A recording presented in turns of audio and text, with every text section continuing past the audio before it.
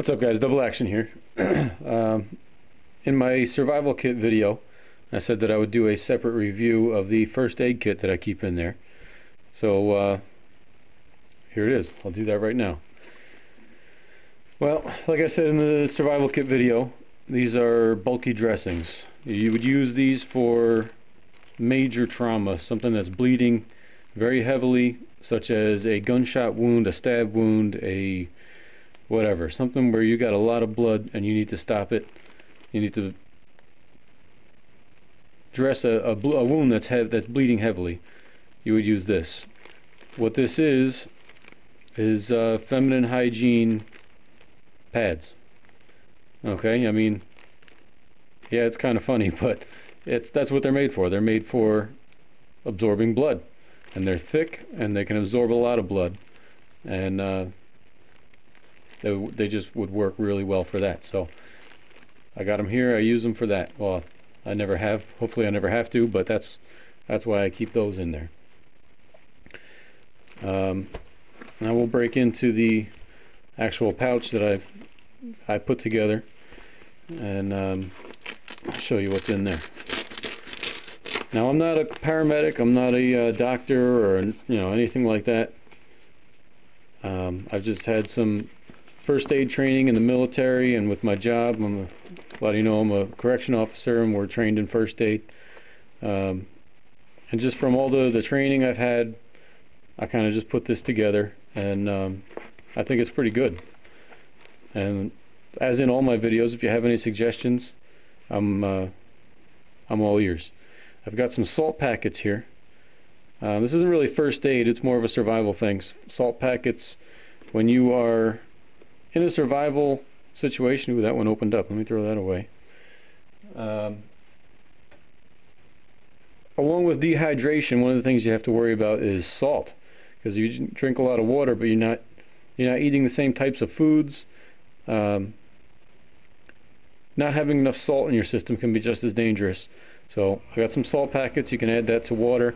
Not only that, but if you that one opened up too. I'm gonna have to get something different to store these in. But anyway, salt is important. You can use it for mix it up with a little water, salt water, disinfectant, that kind of thing. I've got some rolled gauze here. You can use that for dressing wounds, wrapping, wrap it around an arm that's bleeding or whatever. That's what the rolled gauze is good for. And medical tape. Cotton balls for applying peroxide, rubbing alcohol, iodine, whatever. Cotton balls are going to be handy for that. So I threw some of those in there. Put some of this stuff aside as I get done with it. Scissors. These are the kind of scissors that paramedics use. They'll cut through really thick material like denim or leather or whatever. If you need to get access to a wound and you need to do it quickly, you just cut those clothes away. You don't worry about removing them, because you might injure the person further trying to remove a piece of clothing to get access to a wound, rather than just cut it and gain access quicker. And it's also good for cutting the rolled gauze and what have you, tape, whatever. Peroxide. Carry in this little plastic container, clearly marked peroxide on both sides. Yeah, it's good for cleaning wounds, cleaning whatever. It's an antibacterial disinfectant. No, this has just ibuprofen in it. It's not actually a leaf that's in there, but it's ibuprofen tablets for pain, whatever. Good thing to have with you at all times. And here I've got some children's chewable bear aspirin. This is good for somebody who's having a heart attack. You give them aspirin. It's low dose baby aspirin. It's chewable, so they chew it up, they swallow it, it gets into their system faster. Somebody who has a heart condition, they aren't feeling right, there's something, sometimes they can feel something coming on, they don't feel right, you give them some aspirin. If they're in a full-blown heart attack, this isn't going to save their life, but I've just been told that's a good thing to have in a first aid kit for somebody who has a heart condition and is feeling not right. You give them some of that and it might just save their life. Latex gloves. Anytime you're dealing with blood, you want to have that barrier, universal precautions. That's also why I keep the safety glasses in my bug out bag. Universal precautions. Anytime you're dealing with somebody who's bleeding, vomiting, any kind of body fluids, you want to have protection there. You don't know what kind of diseases they have. You want to use universal precautions, they call that. So you want to put some latex gloves on, some eye protection so nothing splashes in your eye, and if you wanted to, you could even put on one of these so you don't get anything up your nose or in your mouth. I don't know if I'd really go all that far. If somebody's hurting really bad and they need assistance right away, I'm not going to be, oh, hang on, let me go get my dust mask. I might just throw some gloves on. I might not even worry about the glasses if I don't have time. You know, time permitting, I'll put that stuff on. But if somebody's life is hanging in the balance, I'll do what I have to do. Okay, what else? We've got iodine. It's another first aid antiseptic. That's good for also cleaning wounds, scrubbing out wound. If you got, you know, a deep cut or something like that, you want to use iodine. You don't really want to use peroxide on that or alcohol. Iodine is good for that. And I've got some Q-tips, you know, for applying iodine or, you know, whatever, peroxide. Never know. And what else? The rest of this stuff. Oh, wait a minute. I've got some antibiotic ointment, pain relief, plus pain relief. You know, minor abrasions, cuts, scrapes, keep it from getting infected. I've got Quick Clot. This is for major bleeding. This will stop it in a hurry. I've actually seen a video of this stuff being used on a pig.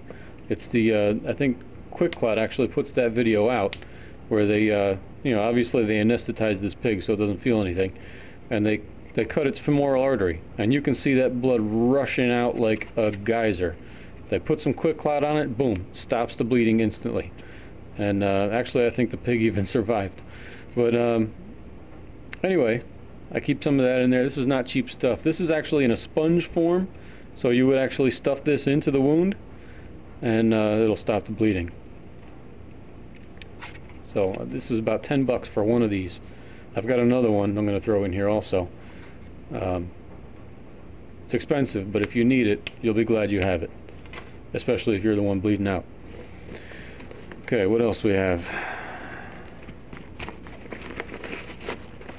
Let me just pull everything out of here and we'll go through it.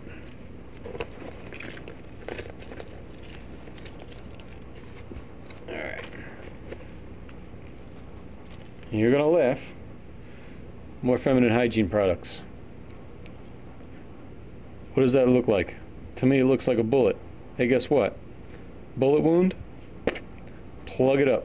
These things are meant to absorb blood. They do it very well. Why reinvent the wheel? Let's just shove this thing in there and stop the bleeding. I don't know, larger caliber wound. But stop bleeding. Plug holes. That's what those are good for. Okay. We've got steri strips. We've got more, oh, this is, yeah, more salt packets. This one's not opened up. That one's in good shape. Bandages, regular, just run-of-the-mill band-aids. I got all different shapes and sizes here. Yeah, here we go. More band-aids. Band-aids, band-aids. Can never have too many of these. I think I even got some silly, wacky Disney Pixar ones for the kids. Yeah, see, look at that. I got all the cute ones for the kids. Morale is a big deal in a survival situation, or even not even in a survival situation, just in a situation if you've got a kid that's injured. Keeping him smiling, keeping him happy can go a long way. If he's freaking out, that's just going to be a lot more stressful for the child and for you. So whatever, something silly like putting a Lightning McQueen band-aid on there. If that's going to make them smile, why not? Let's do it. Okay. It might not even be a bad idea to carry a little teddy bear around or something like that. That might work even better. I've got some alcohol prep pads. Yeah, self-explanatory. Alcohol is good for disinfecting an area. Alright, put those aside. I've got all different shapes and sizes of gauze, sponges, gauze pads. I've got 3x3s, a bunch of those. I've got, what is this? Oh, this is, what is this? I probably ought to know what I have in here. I think what this, oh, this is diarrhea tablets. Don't ask me why I put them in there. I guess if somebody's got the squirts, you can help them out. Here you go. Gauze sponges, non-stick dressings. You want to put these on a wound before you put a gauze sponge on. Alright, this will, because gauze is going to stick to that wound. Once the blood starts to coagulate and dry, gauze is going to stick to the wound. So when it comes off, which eventually it's going to have to, it's going to hurt like a booger.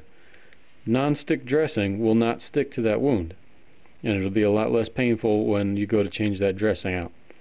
So I carry a few of these in here, and there they are. Okay, we're getting towards the end here. But yeah, anyway, I got a bunch of 3x3s. I've got some 4x4s, and even some 2x2s. Okay, so plenty of gauze, along with your bulky dressings. I should be able to soak up all the blood that can come out of somebody. Crazy glue. Believe it or not, a lot of people know this stuff was actually invented for instead of stitches, like to close up a wound. This stuff was designed to bind skin to skin. I don't know if you've ever gotten crazy glue on your fingers and touched them together. Yeah, you'll really wish you hadn't. It bonds instantly. I don't carry sutures with me. If somebody needs stitches, I can't do it. But I can do this, and it'll work. That's what it's for. That's what it was originally designed for. I mean, the industry picked it up because it works for a million other things, but originally it was intended to bond skin to skin. So yeah, crazy glue. Put some in your first aid kit. Well, that's just about it. That's about all I got. Again, like with all my videos, if you see something that's amiss, or if you see something, you know, have any suggestions, as long as they're civil and you're not just being a know-it-all and whatever, being one of those YouTube critics that I can't stand, yeah, by all means, leave me a comment, suggestions, whatever. I'm open to it. If you're going to be nasty, I'm just going to delete your comment, and I might even write you a little nastygram back, because that's just the way I am. But yeah, thanks for watching, and remember, stay sharp, stay safe, and God bless. Bye now.